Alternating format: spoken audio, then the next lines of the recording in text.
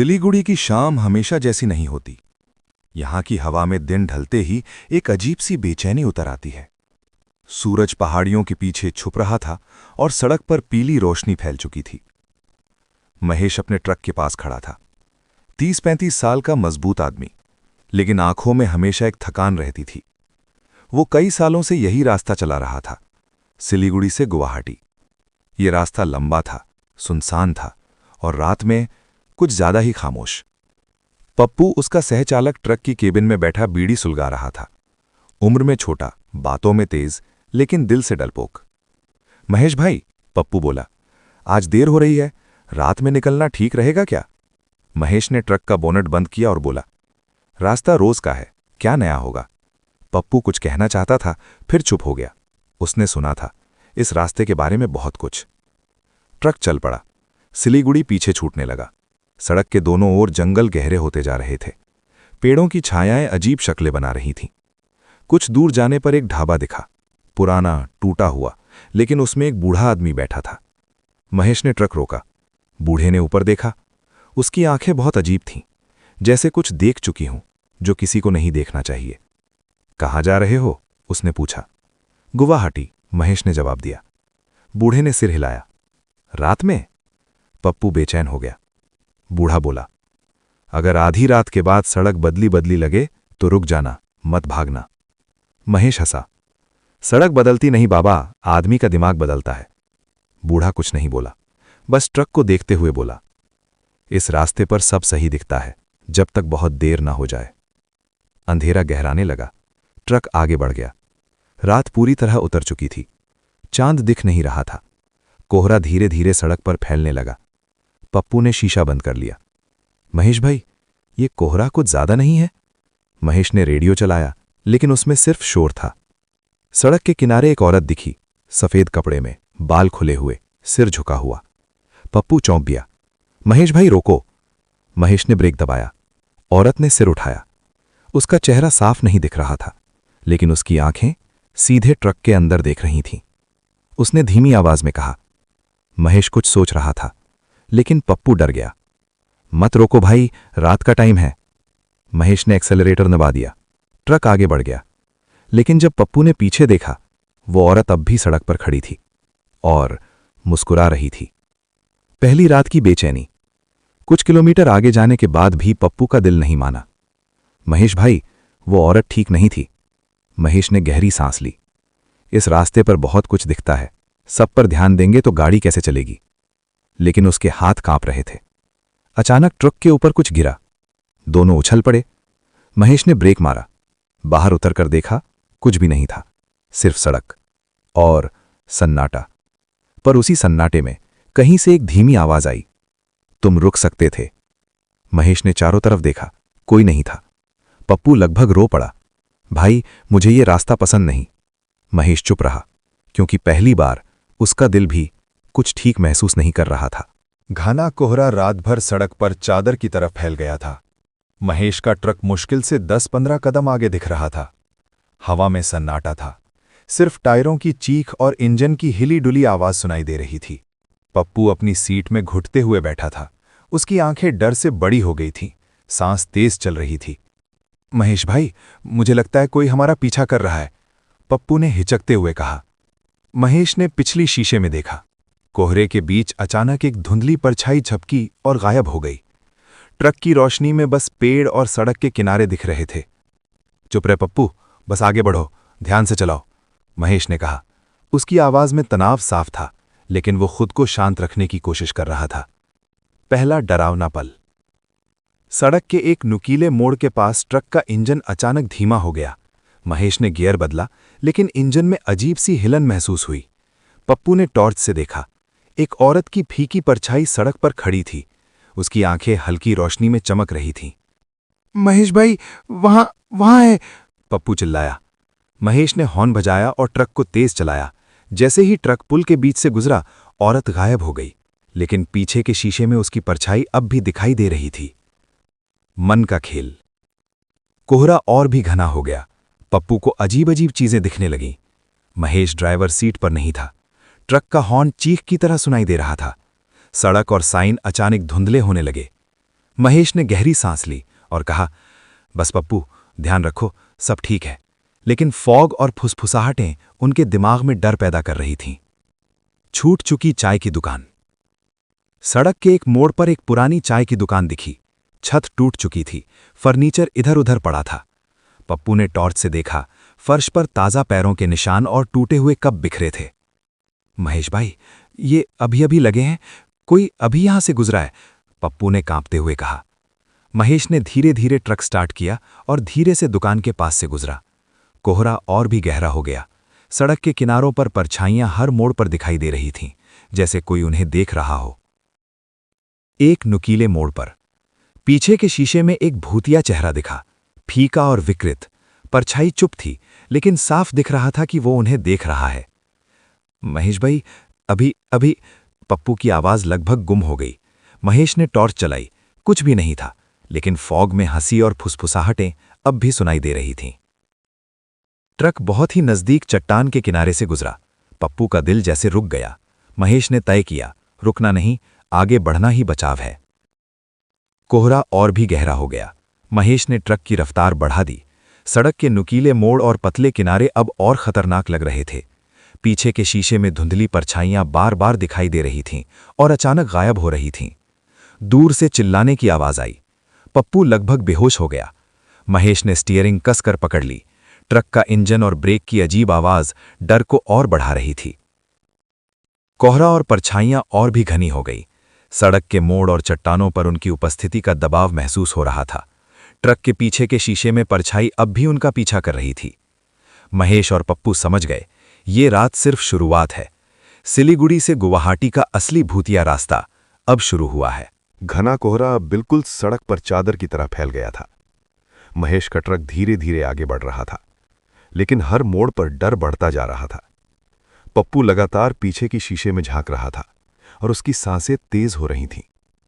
महेश भाई, ये रास्ता ऐसा लगता है जैसे समय रुक गया हो, पप्पू ने कांपते हुए कहा। महेश ने गहरी सांस ली और बोला, बस पप्पू, आगे बढ़ो, डर को नजरअंदाज करो, रास्ता लंबा है और हमें गुवाहाटी पहुंचना है। पर कोहरा इतना घना था कि ट्रक के हेडलाइट्स केवल 10 कदम आगे तक ही दिख रहे थे। सड़क के किनारे की पेड़ पौधों की झाड़ाएं कभी अचानक हाथों जैसी लग रही थीं, कभी अजीब चेहरे बनकर झलक रही थीं। एक तीखे मोड़ के पास महेश ने देखा कि सड़क के बीच में कोई खड़ा है। पप्पू ने डर से चिल्लाया, वो खड़ा है।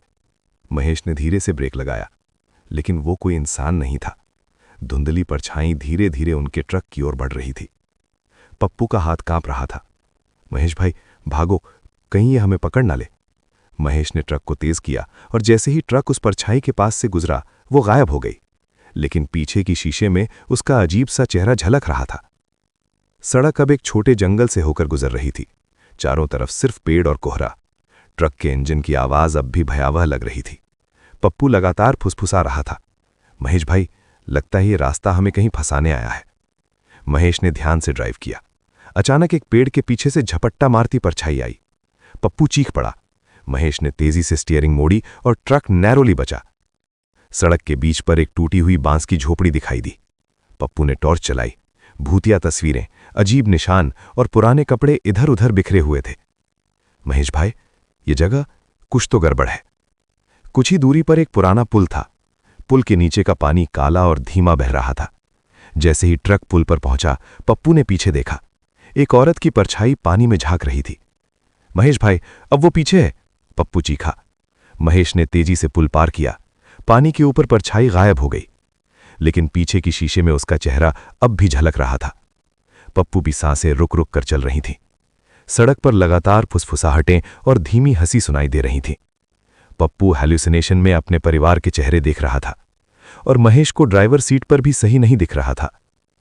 धुंध में सड़क की दूरी अचानक बदलने लगी। मोड़ और भी नुकीले लग रहे थे। ट्रक के हॉर्न से डिस्टॉर्टेड आवाज निकल रही थी, जैसे कोई उनसे बात कर रहा हो।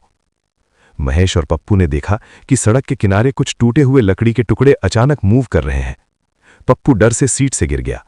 महेश ने तेजी से ब्रेक लगाया। एक शैडो फिगर अचानक ट्रक के सामने आ गया। महेश ने पलट कर देखा।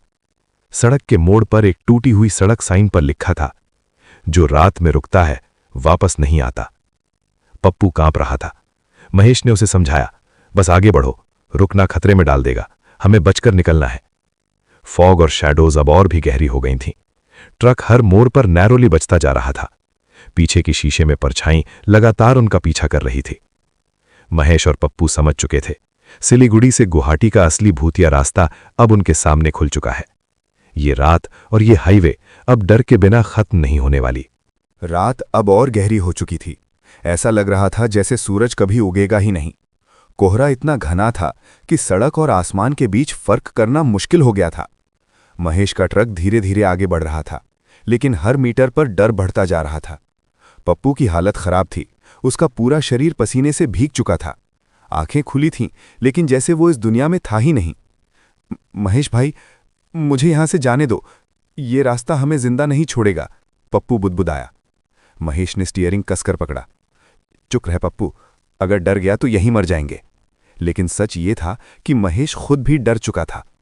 अचानक सड़क की बनावट बदलने लगी। जो रास्ता सीधा था वो अब टेढ़ा मेढ़ा दिखने लगा। पेड़ झुकते हुए लग रहे थे, जैसे ट्रक की ओर बढ़ रहे हों। हवा में अजीब सी सड़ांत फैल गई थी। पप्पू ने खिड़की से बाहर देखा। महेश भाई, वो देखो, लोग खड़े हैं। महेश ने देखा, सड़क के किनारे कई आकृतियां खड़ी थीं। उनके चेहरे साफ नहीं दिख रहे थे, बस काले साए। जैसे ही ट्रक पास पहुंचा, वे सब एक साथ गायब हो गए। थोड़ी दूर आगे एक पुराना ढाबा दिखाई दिया। टूटी हुई दीवारें, जली हुई छत और लटका हुआ बोर्ड। वहां कोई रोशनी नहीं थी, फिर भी वहां से किसी के होने का एहसास आ रहा था। पप्पू रोने लगा। महेश भाई, यहीं रुक जाते हैं, मैं अब और नहीं सह सकता। महेश ने ट्रक नहीं रोका। उसी पल ढाबे के सामने से एक औरत निकलकर सड़क पर आ खड़ी हुई। उसके बाल बिखरे हुए थे, चेहरा सफेद, आंखें खाली। उसने धीरे धीरे हाथ उठाया। महेश ने ब्रेक दबाया। ट्रक चीखता हुआ रुका। औरत धीरे धीरे मुस्कुराई, फिर अचानक गायब। लेकिन अगले ही पल वो पीछे के शीशे में दिखाई दी। पप्पू जोर से चीखा। पप्पू को अचानक अजीब सी आवाजें सुनाई देने लगी, किसी बच्चे के रोने की, किसी आदमी के कराहने की। महेश ने भी सुना। उसी समय सड़क के किनारे एक टूटा हुआ पत्थर दिखा, जिस पर कुछ लिखा था।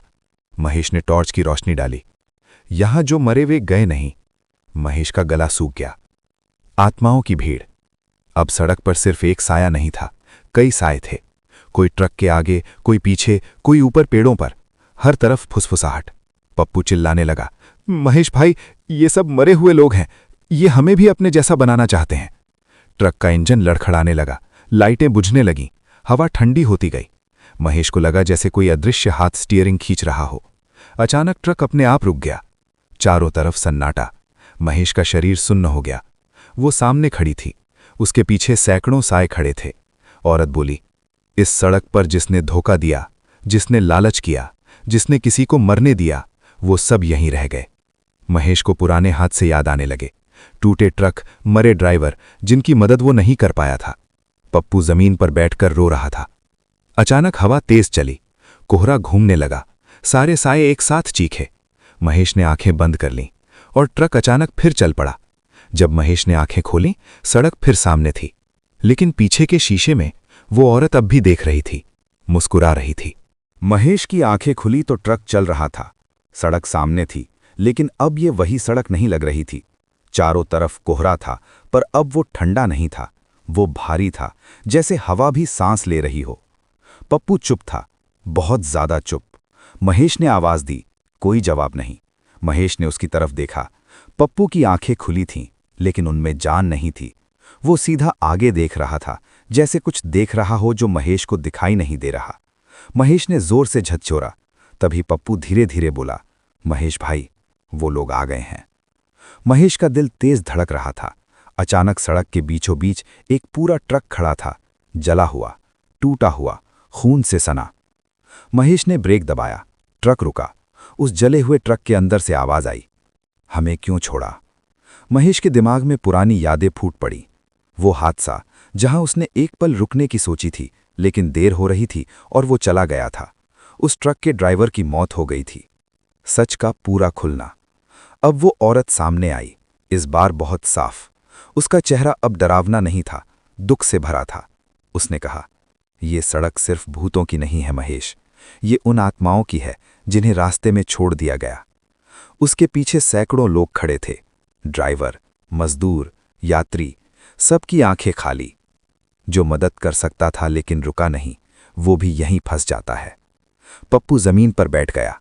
महेश भाई, हम नहीं बचेंगे। आखिरी परीक्षा। औरत ने सड़क की ओर इशारा किया। सड़क अचानक दो हिस्सों में बट गई। एक रास्ता साफ था, दूसरा रास्ता अंधेरे में डूबा। औरत बोली, एक रास्ता बाहर ले जाता है, दूसरा हमारे बीच। लेकिन बाहर जाने के लिए तुम्हें किसी को वापस लाना होगा। महेश समझ गया। वो जला हुआ ट्रक, वो ड्राइवर जिसे उसने छोड़ा था। महेश ने कांपती आवाज में कहा, अगर मैं जाऊं तो पप्पू? औरत बोली, या तो तुम दोनों बचोगे या कोई भी नहीं। महेश का फैसला। महेश ने ट्रक बंद किया, चाबी बाहर निकाली और अंधेरे वाले रास्ते की ओर चल पड़ा। हर कदम पर आवाजें आती रहीं, हाथ खींचते रहे, आत्माएं फुसफुसाती रहीं, रुको, यहीं रहो। महेश रुका नहीं। वो जले हुए ट्रक तक पहुंचा। अंदर एक आदमी बैठा था, अधजला, आंखों में आग। महेश रो पड़ा, मुझे माफ कर दो, मैं रुक सकता था। उस आदमी ने धीरे से आंखें बंद की और गायब हो गया। सुबह की पहली रोशनी। अचानक तेज हवा चली, कोहरा उठने लगा। महेश ने आंखें खोली। सूरज निकल रहा था, ट्रक सड़क पर था। सामने बोर्ड लगा था, गुवाहाटी 3 किलोमीटर। पप्पू बेहोश पड़ा था। महेश ने उसे हिलाया। पप्पू ने आंखें खोली। महेश भाई, हम जिंदा हैं? महेश कुछ नहीं बोला। गुवाहाटी पहुंचने पर लोग जमा हो गए। सब हैरान थे क्योंकि उस सड़क से कोई ट्रक सुबह तक नहीं आता। महेश ट्रक से उतरा, पीछे के शीशे में देखा। वो औरत खड़ी थी। अब वो मुस्कुरा रही थी, लेकिन जाते जाते उसने कहा, हर कोई माफी मांगने नहीं लौटता महेश, इसलिए ये सड़क कभी खाली नहीं होगी। महेश ने शीशा हटा लिया, लेकिन उसे पता था, ये सफर कभी सच में खत्म नहीं होगा।